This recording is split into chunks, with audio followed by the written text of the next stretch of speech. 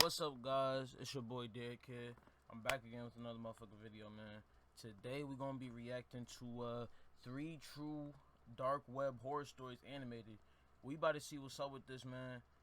I'm in the dark right now. I got the blunt. Let's get crazy, my nigga. Come on, let's go. I'm ready.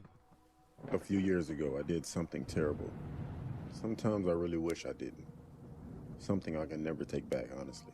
The fuck you It do? all started when my girlfriend, ex-girlfriend, broke up with me. I know this might seem trivial and just a part of life as growing up as a person. However, unfortunately for me, it had a complete reverse effect. I know all you think I'm childish and I just needed to take it on the chin and deal with it. So my bad, You might be right, but I didn't. I helped her with everything within her life.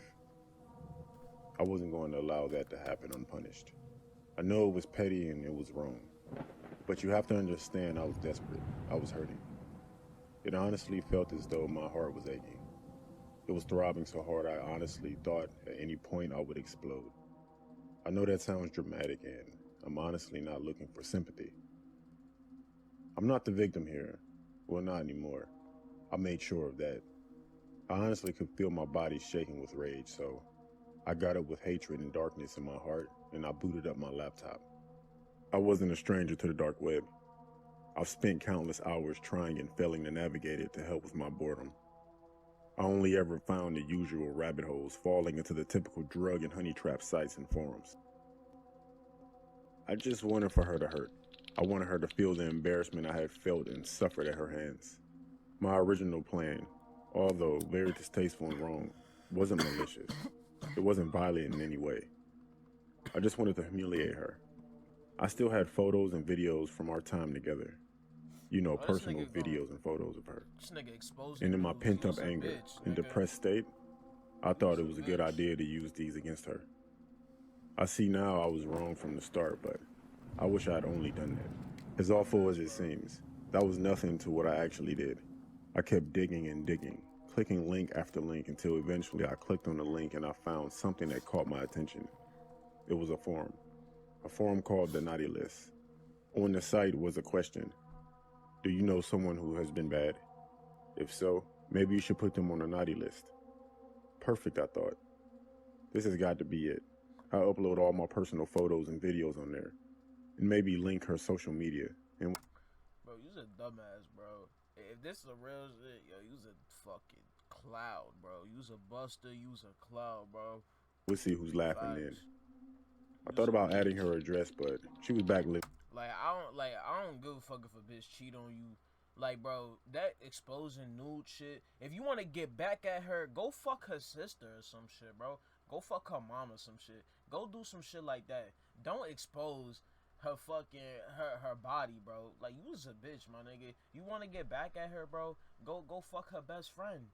Like, come on, my nigga. With her family, and even I drew the line there. You expose a The girl, forum wasn't you what I really a bitch expected ass though. nigga. Facts. You couldn't just upload to their homepage. There were different sections on it, or punishments as they called it. Unless you did some crazy I remember shit, thinking how dramatic it was, how dumb and naive I was. you feel me? Like, There were several different sections: Elf on the Shelf, Crumpus Cramps, and Frozen Fields, among others.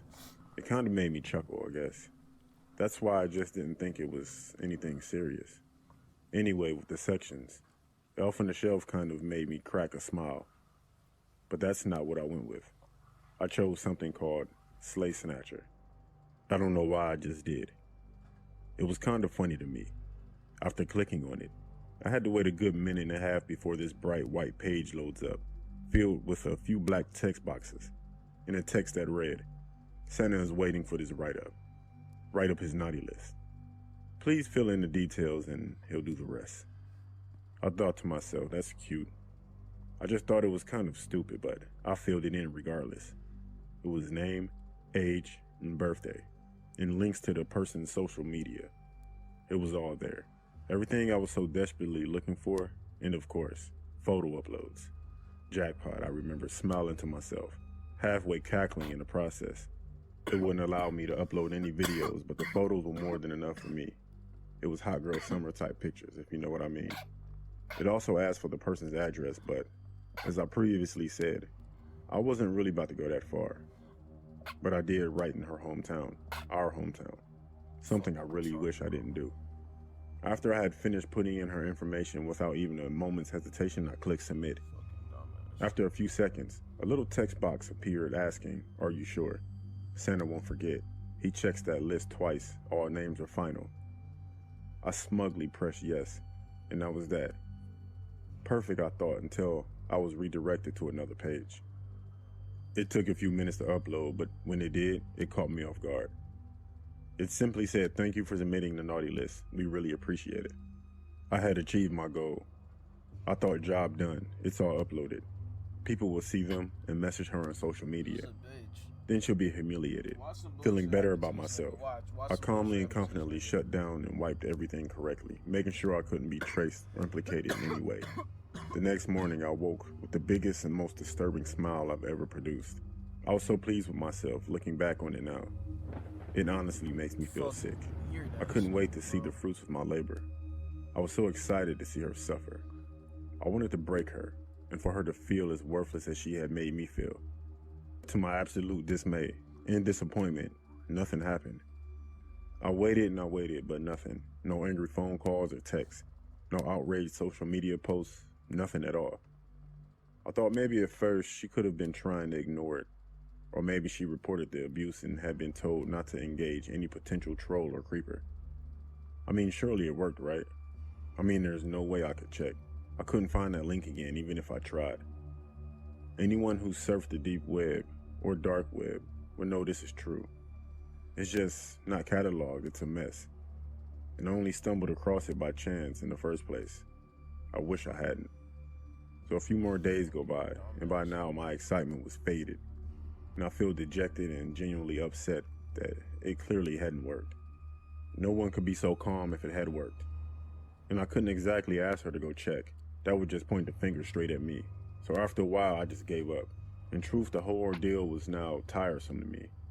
And as sad as it sounds, it has strangely made me feel better. Like I hadn't gotten it all out of my system somehow. A few more days later, I was awoken to a loud knock on my door. Previous drama of my former relationship had completely escaped my mind at this point. And just for some context, I live alone and don't get many visitors at all. So I was more annoyed than curious to see who was at my door. So you can imagine my shock when I flung open my door to be greeted by the stern faces of two police officers. Oh, shit, I thought to myself. This is it, I'm going to prison. Everyone is going to think I'm some kind of freak, which I guess in all fairness, I was at the time. They asked to come in, and I of course obliged. I said, come on. I remember thinking at the time, they've only asked me to come in. As of right now, I'm not under arrest or anything, so I better see what they want. But what they asked me completely and utterly knocked the wind out of me. When was the last time you saw Katie? I was speechless, and for a second, I must have looked like the most guilty and suspicious person in the world. Realizing this, I quickly shook the look of surprise and dread off my face, and answered as calmly as I could muster. Not since we broke up, around 2 weeks ago. This was true, but it didn't save me from the barrage of intense scrutiny and questioning. Where were you on the night of? I told them the truth at home. Can anyone verify this? I said, no. I live alone, but I get dropped off at home after work by one of my colleagues, which is routine after every shift, so I can, I guess. And what time was this? I told him the truth around 10:30, and the cameras at work would show me leaving at around 10:20, and it's only about a 10-minute drive here. Did you leave your property at any other point after you returned? No. I told the cops that there's a camera by the apartment's entrance that will show I'm telling the truth. His face, intense stare, and concentration until my eyes seemed to waver and loosen slightly. So I thought I'd push my luck and ask what this was all about. He stated that although he can't give me details on an ongoing investigation, Katie had been reported missing. She was last seen by her mother leaving their home to shop and browse the stores but never returned. The police officers left soon after that and actually thanked me for my time. They did check the CCTV and with my boss and colleague who confirmed my story and that I was telling the truth. Days turned into weeks and still nothing. It seemed as though she just had vanished into thin air. I couldn't believe it. It couldn't have been because of me. I thought maybe it's possibly some creep stalked her socials and found her address after I posted them along with the images, but surely it had to be a coincidence. That stupid forum couldn't be real. It said Santa's naughty list. That definitely couldn't be real. The longer it went on, the more horrible I felt. I know I wasn't physically responsible, but in one way or another, I had caused this, or at least put the wheels in motion. I felt just as guilty as if I had done something to her. I mean, this is the girl I once loved, the girl I still love, and I had done this.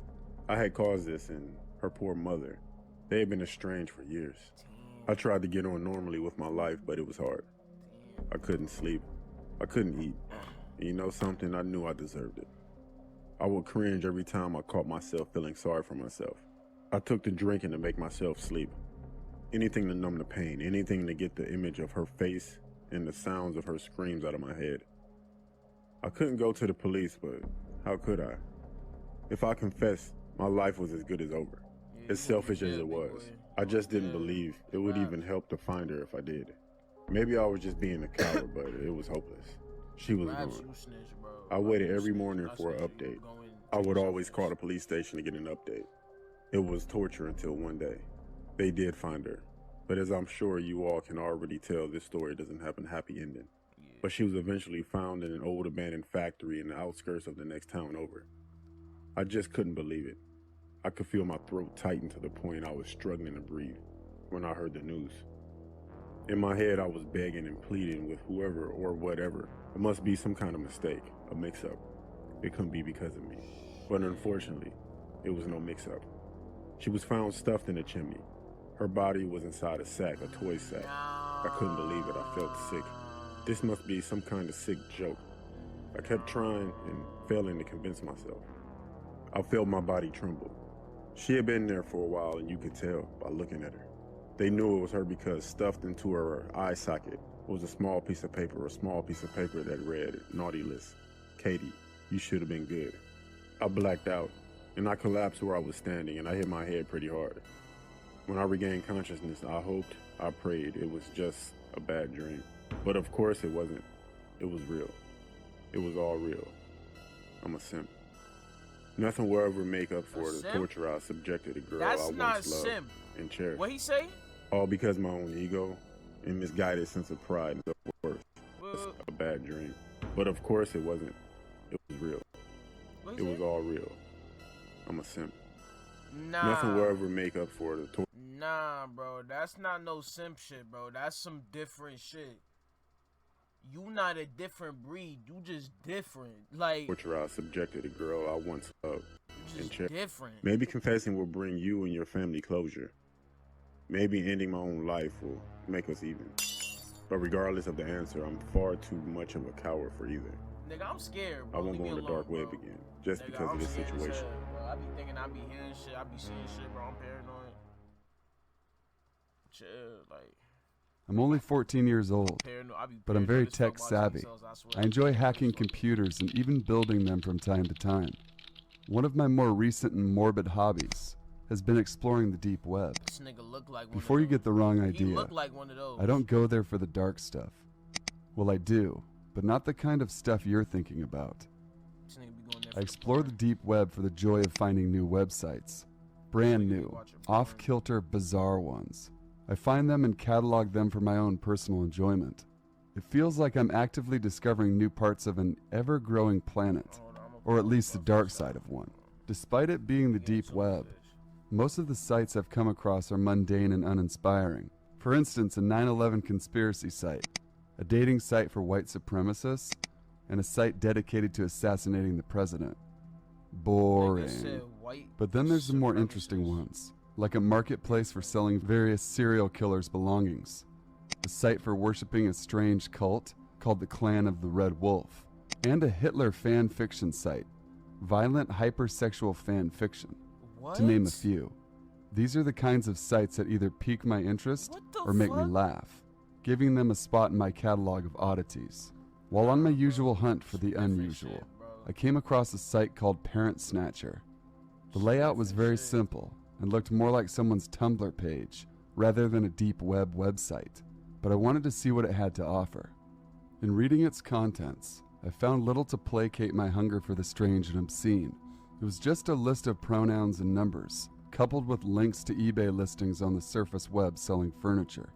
Her, 37, eBay listing, love seat, $14,356. Him, 28, eBay listing, sofa, $11,467.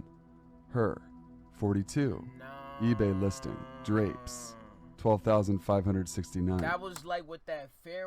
Y'all remember that Wayfair shit from last year? Remember that Wayfair shit? Nah. You get the drift. It's just more of the same after that. The setup confused me. Doing a little more digging, I found various number sequences embedded into the background of the site. Being a fan of encryption, I wondered if it might be a code of some sort. I took down the series of numbers and ran it through one of my many code-breaking programs that I had on my computer. After an hour or so, it popped out a message. Welcome to Parent Snatcher. Need a new mom or dad?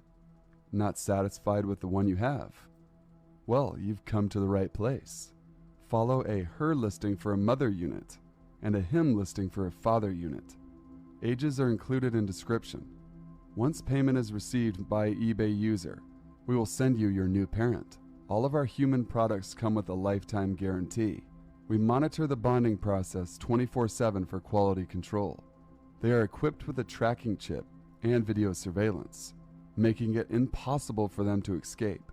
We here at Parent Snatcher desire your full satisfaction above all else. Enjoy. Now, that was weird. I've certainly never seen anything like that on the deep web. This was certainly getting a special place in my catalog, whether it was fake or not. After saving the site into my collection, this nigga right here, this ginger nigga right here, he on some Scooby-Doo shit, bro. Like, I wondered, what if it actually worked? What the fuck wrong with this boy? This is going to sound stupid, but I always wanted a dad. It's been me and my mom for as long as I can remember. She says he left when I was young, but I don't recall him ever being there. As such, I would often fantasize about him returning home, seeing me all grown up, and wanting to be a part of my life again. Like I said, it's stupid. Still, I really wanted to know if the site worked. I tried 1,000 of different search engines and asked around on forums on both the deep web and the surface web. Not a single mention of Parent Snatcher anywhere. I finally ripped my eyes from my computer monitor and looked over at the clock. It was nearly 3 in the goddamn morning. I'd been searching for information on this one site for several hours, and for one reason or another, I couldn't let it go. Maybe it was my need for a father figure, or perhaps it was the sleep deprivation. Either way, I found myself walking upstairs to my mom's bedroom. Once there, I snuck past her asleep on the bed and reached into her purse located on one of her nightstands. I grabbed her wallet and quietly walked back downstairs to my room. Bro, I thought they was gonna snatch it, bro. I grabbed one of her credit cards, followed the cheapest dad listing on Parent Snatcher to the surface web, and clicked on the Buy It Now option for a ceiling fan. I typed in all of the credit card information required, and then paused for a moment. I was about to not only break my mom's trust and spend a boatload of her money, but I was also doing something potentially dangerous. What if the man I purchased... That's the rental, my nigga. What's up with you, bro? You spending the rent? You trying to get you a dad and shit?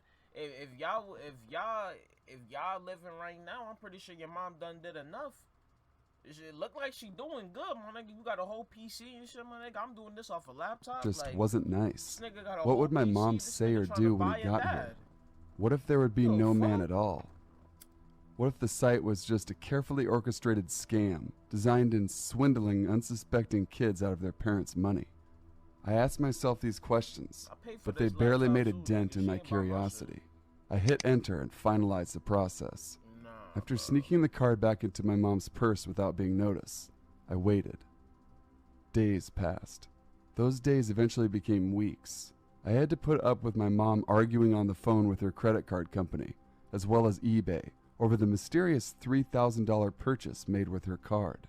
She never once suspected me of doing the deed, even venting to me about it from time to time. That made me feel guilty. My guilt, however, was no match for my excitement. I could not wait to see if Parent Snatcher was legitimate. The weeks that passed eventually turned into a month. This is when I started becoming weary of the site's claims.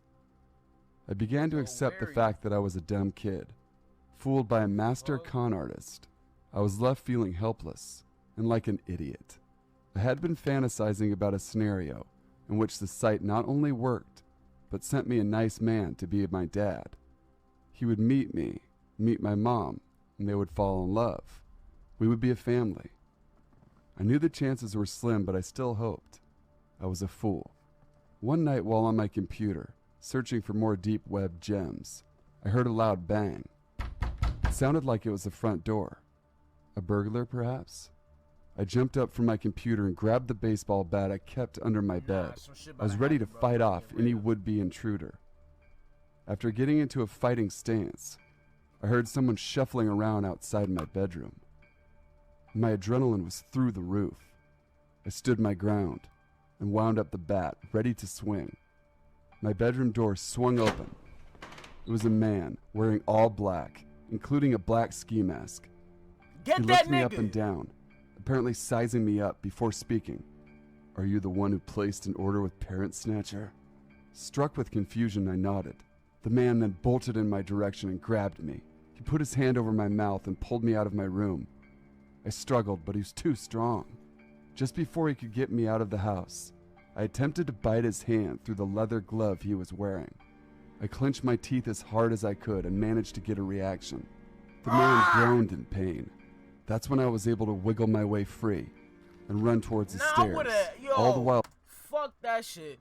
Nah. First off, as soon as I saw that nigga, he opened the door. I got the baseball bat. I'm swinging at him full force. Boom, boom. Swinging at his head. I'm not asking no questions. Because first of all, I don't got no daddy. Why the fuck is... Bro, why the fuck is you in my crib? So I'm hitting you with the baseball bat 2 times. Boom, watazo. Boom, watazo. He's done. He's on the floor. I'm going to keep on hitting him, though. We're going to make sure he unconscious. We got to make sure he's done. And then, you know, you tell mom. Mom going to call the police. Going to get this nigga the fuck up out of here. Because, bro, Bro. I was screaming at the top of my lungs for my mom to wake up. The man caught up quick and grabbed me again. But my cries for help were effective. My mom showed up at the top of the stairs, just in time to see what was going on. What the fuck going on? My mom screamed and leapt down the flight of stairs, faster than I've ever seen any person move in my life. She began bashing the guy's head in with her fist, making it nearly impossible for him to hold on to me. He threw some punches back, but I wasn't going to let him get away with laying his dirty hands on my mom. I stretched my leg back as far as it would go, kicked him so hard in his nether regions that he fell to the floor. He still tried fighting back, but my mom and I had the upper hand. He eventually ran from the door and fled from the premises. It's been a few weeks since that man broke into our home. I can only guess that he really did work for Parent Snatcher, but the site wasn't what I hoped it was. It seemed that its goal was not only to make money, but also to kidnap kids. Once they have a billing address, they probably canvass the area for a few weeks and make sure the house in question actually harbors a child or teen. I didn't figure all that out on my own. If I was able to think that far ahead, I wouldn't have wound up in this mess to begin with. I told my mom the truth as well as the police. They figured out the rest. Unfortunately, the site was taken down, and the perpetrators were never apprehended. The cops are still on the lookout, though, and offered my mom and I police detail and new security system. So, despite the ordeal, we sleep well. What would Parent Snatcher have done if they had actually captured me? The police wouldn't offer me insight on this, but I'm sure they told my mom. I already have a good guess into some kind of child trafficking ring. I'm sure you can gather what would have happened. Exactly. Luckily for me, I wasn't captured. So all in all, I've learned a lot from nearly being kidnapped. And one thing is for certain. I will never visit the deep web again, for as long as I live. I'm a fresh graduate student with a bachelor's degree in science, nutrition to be specific. Around 5 months ago, I was looking for a decent job that's related to what I've studied. The pandemic certainly made the job hunting even more stressful. However, I got a job in a moderate R&D-based company 2 weeks after my application for the job. I was quite fussy over the fact that the company had some pretty bad reviews on the job-seeking website regarding the pay and the working environment, but I had to work to earn my living, so I thought nothing of it. I held the position of lab technician, where my routine is basically doing some inspections, laboratory tests on raw materials, in-process and final products, and supporting more complex trials and experiments. So basically, I stay in the lab unless my supervisor asks me to run calibration checks or to do some maintenance like a simple repair to analytical instrumentation. This incident occurred around 3 weeks after I started working. I was doing my lab tests and had to wait for an hour or so to proceed to the next step of the test. So I sat in the corner of the lab and started to doze off because my bedtime schedule had been messed up ever since the lockdown. I don't know how long it had been till I heard someone come into the room. I thought it must have been some intern students who usually come into the lab to prepare for some lab tests, so I wasn't too bothered to look at who or what they were doing. A moment later, I heard the sound of someone messing with the incubator, like pushing random buttons in a quick motion, which is quite abnormal because the incubator is normally already set up readily, so there's no need to adjust the temperature. I was about to tell the other person to stop messing with the buttons when the noise stopped and it was quiet again. I was sitting down with my knees to my chest, resting against the table that's placed in the middle of the lab, parting the laminar flow cabinets. So if I had to see who it was, I'd need to stand up and face the other side. But I was sleepy, so I decided to just brush it off. When the person was about to leave the room, I glanced over and saw something that is not of a human's legs. It looked like a fishtail standing upright, like in the animated cartoon movie Shark Tale. It was moist and had the color of dirty, muddy green. I just sat there shocked, contemplating if whatever I saw was real or just a hallucination due to my lack of sleep. Anyhow, I just stopped fretting over it and resumed my work. About a month after, I was early to work on this particular day, and my supervisor had asked me to check on the raw materials as soon as possible to avoid any miss-out. So I went to the room where the raw materials are stored, which is located down at the manufacturing plant. When I reached the working area, there were only a few workers and the atmosphere felt a little eerie. Nevertheless, I went straight to the storeroom, did my work, and was about to leave when I heard alarms going off in the nearby storeroom where the dry goods are kept. I rushed to the place and there were people surrounding the room. I took a glimpse of the inside, and it seemed that the dry goods were contaminated, or rather eaten by a pest. It was weird seeing the size of the goods that were eaten. It was as though some large animal took bites of the dry goods, and the rotten goods had musty, green, thick liquid all over them. I was a little shocked too, but I had to do my job, so again, I thought nothing of it. Nothing really happened after that until 2 weeks ago when I saw those fishtails again. I was working on calibration and doing decontamination of a machine when someone walked past behind me and slightly bumped me on the back. I turned around to kind of glare at the person, but to no avail because there was no one at the area where I was working. I was getting a little superstitious, but continued my work anyway, and in the corner of my eye, I could see something was going up and down as though playing hide and seek. I stood up from my position and got to the back of the room to check and saw those tails again at the table near the back door. But this time the tails weren't standing upright, but rather were laid on the floor and lashing side to side. This time I was certain I wasn't hallucinating and went to have a closer look. When I got close enough, the thing glided quickly to a nearby room. I ran after it, and when I looked into the room, there was nothing weird to be found. I didn't report the incident to anyone because I didn't want anyone thinking I was silly or making up stuff. I'm still working there, and hopefully I don't Alright, that was the end of the motherfucker. Bro, that shit, that last one, I don't know. Y'all niggas, I don't know what y'all did with that last one. Last one needs some work, you word. But, I appreciate y'all for watching. If y'all want some more videos, let me know. Tune in. We going up this year, man. Facts. Appreciate y'all.